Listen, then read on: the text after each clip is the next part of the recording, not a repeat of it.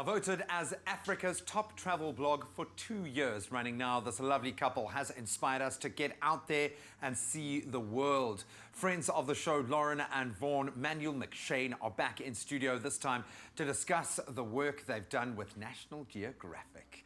Guys, so good to see you. I'm sure you never stop moving, so to get you to stand still for just like 5 seconds really is awesome, guys. Thank you so much for bringing a copy of the amazing new book. I'm going to ask you to hold it as our beautiful assistant this morning. So, have you guys been anywhere interesting lately? I mean, very busy. It's so wonderful to be here. Welcome back, man. Yeah, so locally we missioned up the coast actually. We did a lovely road trip to East London, staying at little farm stays and stopping off on the coast. We've been to the Overberg, and also we did an awesome family safari to the Kruger. Yeah. So locally and internationally, we've also been active as usual. Lauren's explored the Okavango Delta in Botswana. She's been to Vilankula in Mozambique, which I'm really jealous of. And I've done Istanbul, which has been obviously amazing, and then Abu Dhabi as well, which is really a fresh and new experience for me. It's really, really cool. I know Zoe's just come back from Istanbul and Cappadocia and places like, I mean, it's mind-blowing like that. So you do actually travel apart sometimes, which is it's good to know, yeah? Distance makes the heart grow fonder. I think where you guys really have made your mark is traveling as a pair, and you've kind of shown people the way to travel with wonder, and it is cool being able to share those experiences. But now there's a bit of pressure, I have to assume, because this is a business for you guys, and it's 2 years on the trot that you've been voted as one of the best kind of teams out there. Do you feel that pressure that you've got to create good content, or is it just about the wanderlust and getting out there? Sure, we really do. So I think as freelancers and doing what we do, we feel constant pressure to do better, to create better content, and obviously pressure as a couple, because if you're traveling together quite often, we have a family together, it's not all... Look like we're in love. Look like we're in love. It's not all sunbeams and like, working together, it's hectic, but... Yeah, and we obviously have that pressure, and you know, with little Caleb as well, it's become so much more challenging traveling with a toddler, having a toddler at home or running your own business. It's you know, it's insane. But luckily, from next year, we're actually planning to relaunch. We've got some ideas in the pipeline to streamline. And to ease off that pressure. So watch the space. Next year we're going to come back and hit even harder. Coming of age, that's awesome, man. Well, you talk about, you know, a coming of age there. The Ultimate Journeys for Two, released globally, officially part of the National Geographic team. How did that come about? What do you think landed you the opportunity to contribute in something so amazing? Sure, I'm not sure why they asked us, but we were invited to be a part of it by Anne and Mike Howard from honeytrek.com, and we said yes immediately because it's National Geographic, and we were wowed. And it's been such an exciting project to be a part of, because it's this book that details over 75 destinations with adventures for couples over snow and snowy places, mountains, rivers, and just different intensities for couples who want, someone very chill things. I'm listening. It's just very difficult when I see the pictures from your travels like in the corner there. Where did you, without spoiling too much, where did you guys get to go for this journey? So for our contribution, we contributed to the beaches and islands section, which is really our thing. We've been blessed. We've spent a lot of time on beaches and islands, and we really love it. We love the water sports. We love scuba diving. We love snorkeling. We love stand-up paddleboarding. Lauren's really good at that.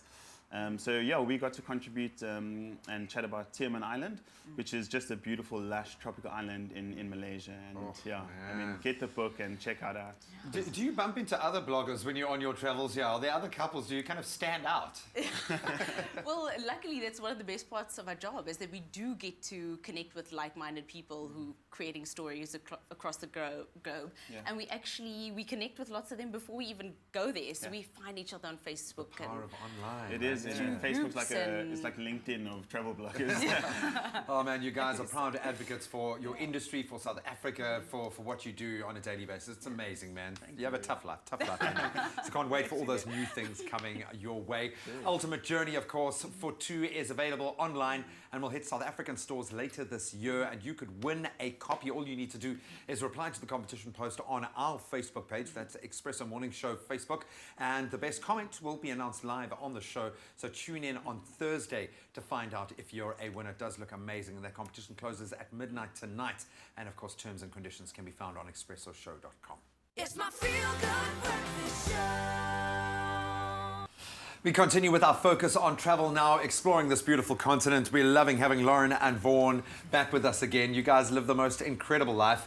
I know it's not all kind of rainbows and unicorns out there. You guys have to work hard to create the content that you do.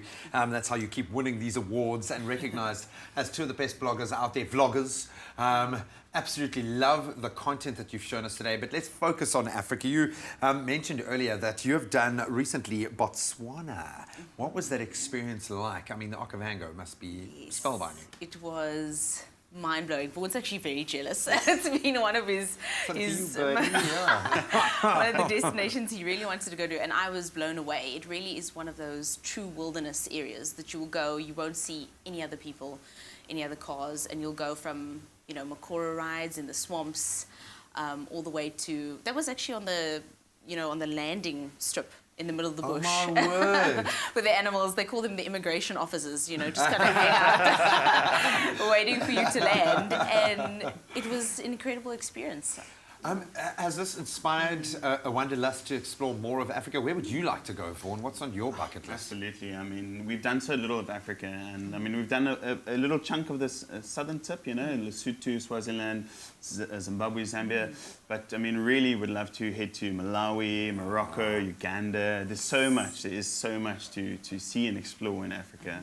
We haven't even scratched the surface. Yeah, why do you think that is? Why do you think we are loath? We spend huge amounts of money to go and travel abroad, often to get a beach experience or to get into the wild, to do things that we can do right here in Africa. Why do you think Africa hasn't kind of opened its doors? Is it our fault? Is it the tourism industry's fault? What message do you guys get?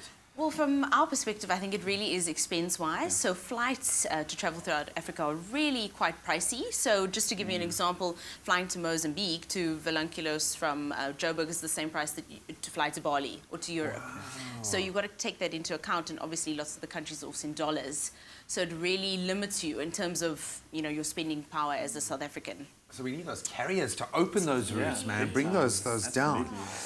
What is the best way to travel through Africa? Do you hop on a bicycle? Do you hop on an SUP? Do you hop into a 4x4? What do you reckon is the best way to explore this kind of continent? So we really want to overland it. So our dream is to literally get a Land Rover or Land Cruiser, kit him up, and then literally just take it slowly, you know, from Cape Town and just head up, be it through Namibia, Botswana, and then, you know, up the coast. We'd love to camp it out and rough it out, because like Lauren said, it's really expensive to fly, and if you're going to invest, or if you're going to want to travel through Africa, you want to invest a little bit, you want to see the nitty-gritty. And I think doing that, you know, if you can afford to spend that kind of time, doing it in a car, for us, you're going to take like 3 months kitting this landy out. Yeah. I can see, We've known people who've done it by public transport, you know. We've known people who've done it on train and bus and on bicycle, which has been incredible. So, but I think the car. And one thing I've heard from every African traveller is that people are so welcoming. So there is always an open door there for you, which I love. Now, when we bring it even closer to home, you guys obviously have the opportunity to explore so much more of South Africa, our very own backyard. You know, why should we look here first? What has stood out for you in your exploration of South Africa? I feel like we have such diversity, which really is one of our richest, richest things. Born the dad. We never go anywhere without the carrier. But I mean, you go from the wild coast, from just rural areas where you can live in huts right on the coast, to go to the forests of Hogsback, where it's just waterfalls, mountains, forest. And I mean, even all the way to the West Coast. I mean, we have so many favorites. It's nuts. This is Sentinel Peak on the Drakensberg right here, actually. It's you know, South Africa is just, like they say, you know, a world in one country. We've got so much, you know, people like Lauren, I think you mentioned the Wild Coast. We hardly find people who've been to the Wild Coast, and yet it's like the richest part of South Africa, in my opinion. And you need to explore. You need to get to the Wild Coast and just take 2 weeks and just go down it. It changed me as a person. It sounds dramatic, but I have to ask you one very self-indulgent question after seeing the baby carrier. I've got to travel across literally the globe with my little one. One baby traveling tip. One. Oh, don't go anywhere without the carrier. Literally, it is. So glad you said that. It is key, because it's great for sleep. When you're missioning around on the plane as well, trying to get them to sleep, and when you're moving and in transit, before you even get to the country, it's that transit period when you're grabbing your luggage and you're trying to get on Gives the plane. you a free and hand, yeah. Exactly. And hopefully gets you to the front of the queue. And our boy's been on 27 flights and he's like 22 months old. Wow, oh, so you've given me Lauren's, hope. Guys, you've given me hope. Nearly 2 years. Nearly 2 years, so nearly 24 months old. Lauren's, she's been great. She packs a little bag for him, and just if you need tips, check it out. So the two things, baby carrier and your girl must be on it, Yeah. basically. Guys, I love you, Lauren, Vaughan. So proud of what you guys have done with all of the new contributions you're making to the world of travel. But and as you said, looking forward to some very exciting new developments in your wide, beautiful world that you show us as well. So thank you so much, guys. Thanks for having us. Thank you.